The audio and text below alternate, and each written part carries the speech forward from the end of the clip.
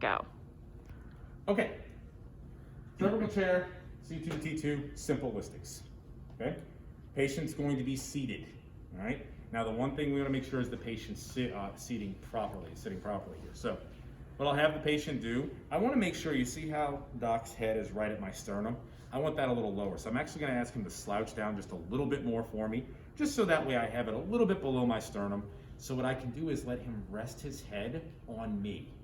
That's one of the biggest things that people make a mistake. They don't use their bodies to be able to relax. I am the table. Remember how I kept saying before, for like supine diversified, y'all were picking the head up and moving it? That's gonna exhaust you.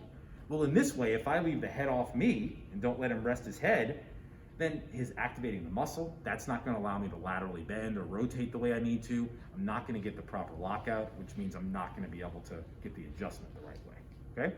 So make sure the patient's head is relaxed right against you.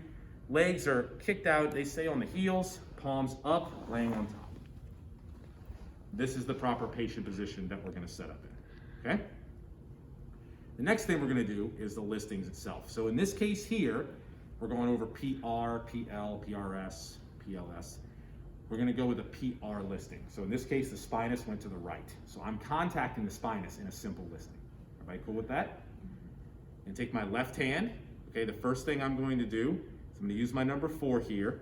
I'm gonna grab the patient's chin, but I'm not gonna like yank the patient down. That's not what I'm doing here. I'm just gonna very lightly just grab the patient's chin. It's just to bring everything down, cause a little bit, not necessarily a retraction, but just to stabilize the head a little bit, all right? With my number 4. Everybody okay with that? Then I'm gonna take my number 6 here, just your index finger on the other side, and what I'm gonna do is I'm gonna go in and I'm gonna start palpating up to find, so let's say I find it at C2, I'm gonna start on C3, and then what I'm gonna do is I'm gonna start on C3, come all the way up, leaving my thumb out. You can see how my thumb's out here, just the fingertip, all the way up onto that inferior border of the C2 spinous process. Using my opposite hand, what I'm gonna do is laterally bend the head to where now what I have is what's called, we call it the rat hole. I'm gonna take my hand off for a second. See the little hole right here? See, that's the little rat hole.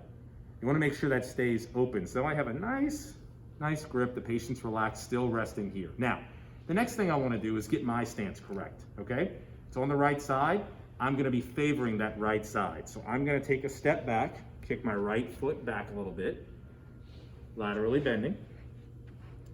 Taking my left hand, this is where it's getting a little tricky, coming off the chin, leaving my thenar right above his ear, right in front of his ear here. Watch, look, just a nice spin.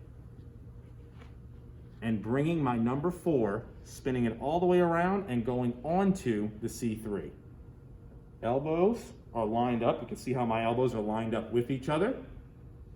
Laterally bend, rotate away, and thrust. Locking the joint up.